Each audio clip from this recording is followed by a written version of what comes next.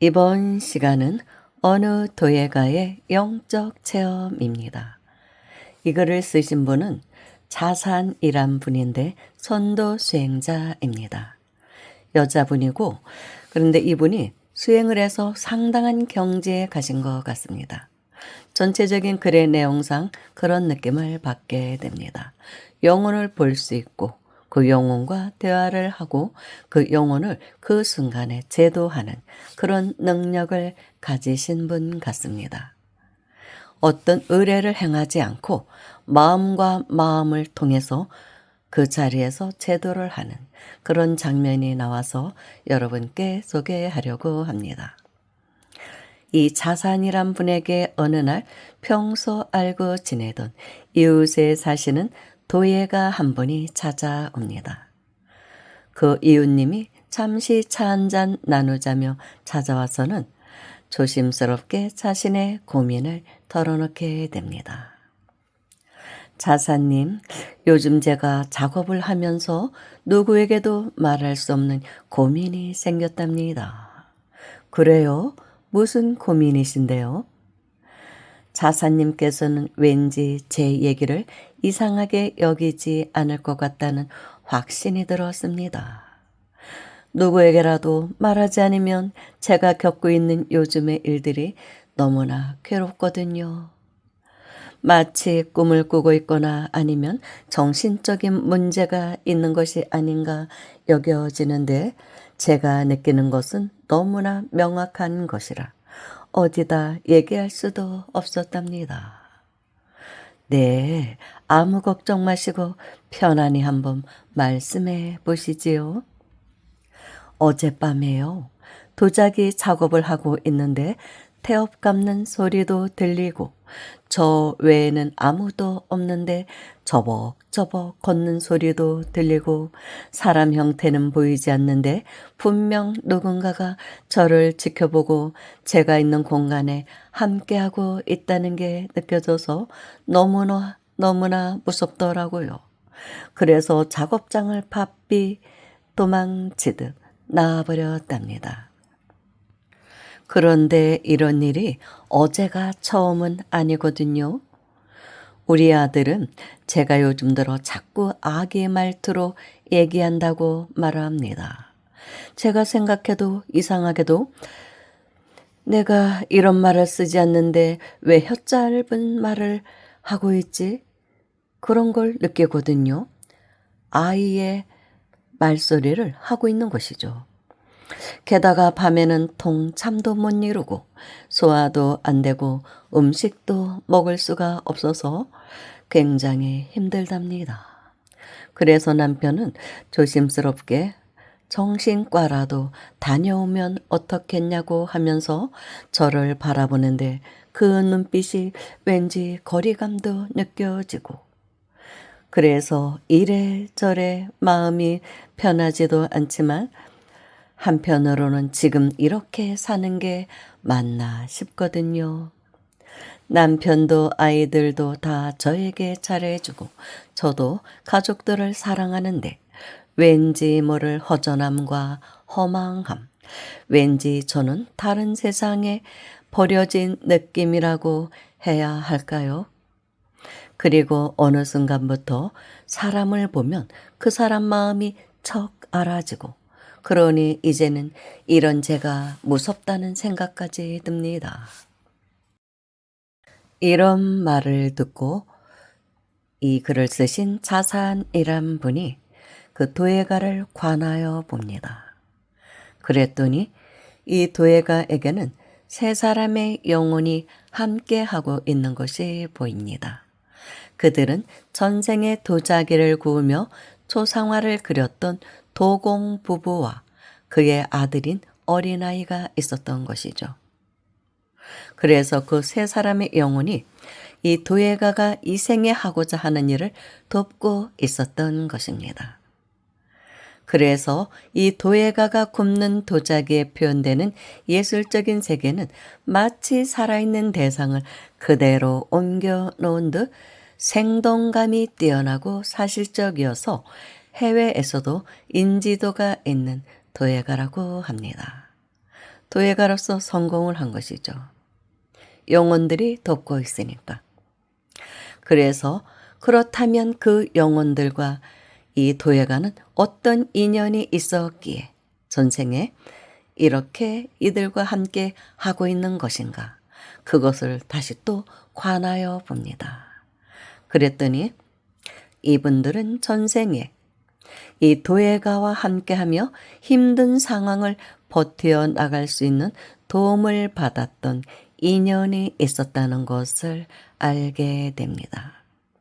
도예가는 전생의 양반의 아녀자로 기품이 있고 정이 많아서 이 부부와 가족들을 살뜰히 살피며 아꼈던 사이였고, 그러다가 도공의 아이가 괴질에 전염되어 마을 사람들이 두려워해서 정상인 이들 부부와 아이를 깊은 산중 헛간에 가두어 죽도록 방치한 것입니다. 전염병이 퍼질까봐. 치료의 손길이 필요한 아이와 함께 음식도 물도 공급받지 못하고 고통스러워하는 그런 아이를 지켜보아야 하는 고통 속에 이 세 사람은 숨지고 맙니다. 이분들을 아꼈던 이 도예가는, 전생의 도예가는 도공 가족이 보이지 않자 수소문 끝에 산속에 버려진 헛간에서 두 부부와 아이가 죽어 있는 것을 발견하고 그 시신을 거두어 고이 묻어준 그런 일이 있었던 것입니다. 그래서 이 영혼들이 그 은혜를 잊지 않고 현생의 인연이 되어서 영혼이지만 같이 하고 있었던 것이죠. 자신을 아꼈던 그 전생의 그 기품 있는 양반집의 아녀자에게, 그러니까 영적인 빙의가 돼 있는 상태였던 것이죠. 그 혼령이 깃들어서 같이 살고 있었던 것입니다. 그래서 이분의 꿈이 이루어지도록 도운 것입니다. 그래서 이분이 만든 작품에 도공 부부의 그 도공 부부와 아이의 혼령이 깃들어서 마치 살아있는 대상처럼 자연의 친구들이 생동감 있게 보였고, 이웃님이 그러니까 그 도예가가 도자기를 구울 때 도공 부부와 함께하며 그들의 재능이 함께 반영이 되어서 작품이 탄생한 것입니다. 그러니까 굉장히 훌륭한 작품이 나올 수가 있었던 것이죠. 그런데 예술가 중에는 이런 분들이 의외로 많다고 합니다. 어떤 영적인 그 영가, 영혼이 그러니까 빙의가 돼서 같이 작업을 한다는 것이죠. 뭐 음악가든 뭐 미술가든 그런 경우가 많다고 합니다. 천재적인 재능을 가진 사람들, 그런 작품을 내는 사람 중에는 그런 경우가 있다는 말을 들었습니다. 도공 부부의 이야기를 알고 나니 마음이 아려온다. 그들은 자신이 죽었으나 삶을 마감하는 시점에 아이가 죽어가는 것을 보고도 그 무엇도 해주지 못한 것이 한이 되어 아이와 함께 삼계를 떠나지 못하고 남아있는 것이었다. 이들은 누구를 해칠 마음도 없으며 그저 자신을 아꼈던 인연에 감사하며 죽어서도 그 은혜를 갚으려 한 것이다. 그들이 이 생을 떠날 수 없었던 것은 그러한 모든 것들이 삶의 전부로만 알았기 때문이 아닌가 한다. 마음이 그 시점에 멈춰 있기에 진정한 사람의 태어남의 의미가 무엇인지, 얼마나 많은 생을 윤회하며 자신이 누군가에게 버림을 받았듯 자신도 어느 생에선가는 누군가에게 아픔을 주는 존재로 살아온 그 대가를 치르며 업을 갚고 있는 중이었다는 것을 알았다면 마지막 눈을 감는 순간에도 그들은 자신에게 주어진 삶에 감사할 수 있었을 것이다. 그러니까 자신들이 그렇게 불행한 죽음을 당한 것도 사실은 어느 전생에선가의 업이라는 것을 이 영혼들이 모르기 때문에 이 생을 떠나지 못하고 이렇게 살고 있다는 것이죠. 윤회에 들지 못하고. 오로지 이들에게는 그 생각밖에 없는 것입니다. 억울한 마음과 그리고 이 도예가에 대한 고마운 마음, 그것만이 함께하고 있었던 것이죠. 그리고 지금부터 이 자산이란 분이 그들을 천도하는 장면이 나옵니다. 이제는 모든 존재가 이미 깨달은 존재이며 부처라는 사실을 알기 위해 윤회하고 있다는 내 안의 암과 그들의 의식이 하나가 되어 공명하며 빛이 강하게 확장된다. 그들과 내가 둘이 아닌 하나의 존재임을 알고 있는 나로서 그들이 인연된 연유를 그들에게 묻는 것이 아닌 내 안으로 호흡과 의식이 하나 된 채 고요한 가운데 오직 그 모든 것을 관하고 있는 의식에 의해 이러한 이치가 알려진다. 그리고 내 안의 일깨움과 그들의 의식이 하나로 연결되어 산자와 죽은 자의 경계도 없이 오직 감사와 사랑의 빛이 기운으로 하나가 된다. 그러니까 감사와 사랑의 빛의 기운으로 이 영혼들과 이분과 의식이 하나가 되는 것입니다. 그 하나된 의식 속에서 이분의 깨달음이 그대로 전해지는 것이죠. 그래서 그들도 깨닫게 되는 것입니다. 그들과 모든 의식이 연결된 상태에서 대각경을 암송한다. 나는 하느님의 분신으로서 하느님의 무한한 사랑, 무한한 지혜, 무한한 능력을 구사하고 있다. 이 큰 깨달음을 통하여 나는 뜬구름과 같은 오감의 세계를 벗어나 상부상조하는 대조화의 세계, 하느님과 나, 남과 나, 우주와 내가 하나로 합쳐지는 실상의 세계 속에 살고 있다. 이런 구절을 암송하시는데 이 대각경이라는 경전은 선도에서 사용하고 있는 경전인 것 같습니다. 그들만의 경전인 것 같아요. 제가 찾아봐도 자료가 잘 나오지를 않더라고요. 대각경에 담긴 빛의 기운과 그분들의 본래의 빛이 하나 되며 인간의 형상은 더 이상 존재하지 않은 채 환한 빛만 발현된다. 모든 우주 만물이 바로 빛의 존재임을 보여준다. 밝고 환한 의식이 그들의 외형을 이루는 모습도 아름다운 빛으로 발현되면서 세 가족이 공손히 합장을 하며 빗무리가 되어 다른 공간으로 이동하였다. 이렇게 제도를 한 것이죠. 저는 정말 이 부분에서 굉장히 감탄스럽고 부럽더라고요.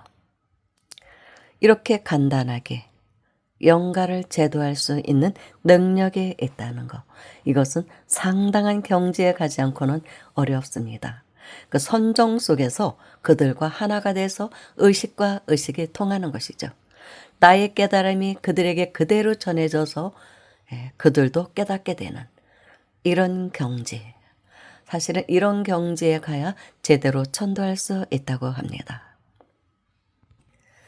그 도예가와 차를 마시면서 이런 일을 한 것입니다. 선정 속에 탁 들어가서 앞에 있는 이웃님과의 찻잔이 비워져 간다.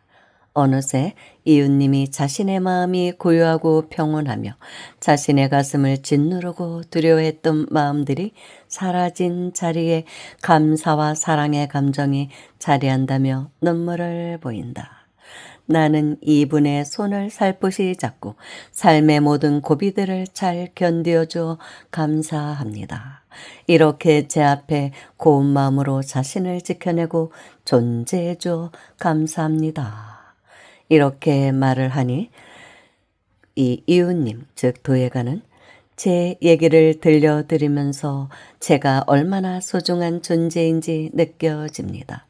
늘 존재하는 세상인데 지금은 너무나 맑고 투명하며 모든 존재하는 것이 아름답게 느껴집니다. 이 마음 이대로 제 삶으로 돌아가서 더 밝게 살아보겠습니다 하며 눈물을 훔친다.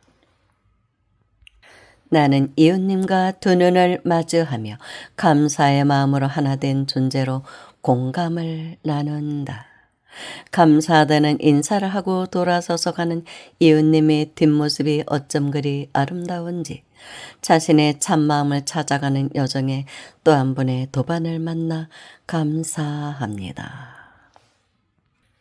이 글의 출처는 김태영 선생의 선도 체험기입니다. 이분은 그 김태영 선생이 살아 계실 때 제자분이셨던 것 같습니다. 그래서 내용이 너무 좋아서 여러분께 발췌해서 소개해 드렸습니다. 감사합니다.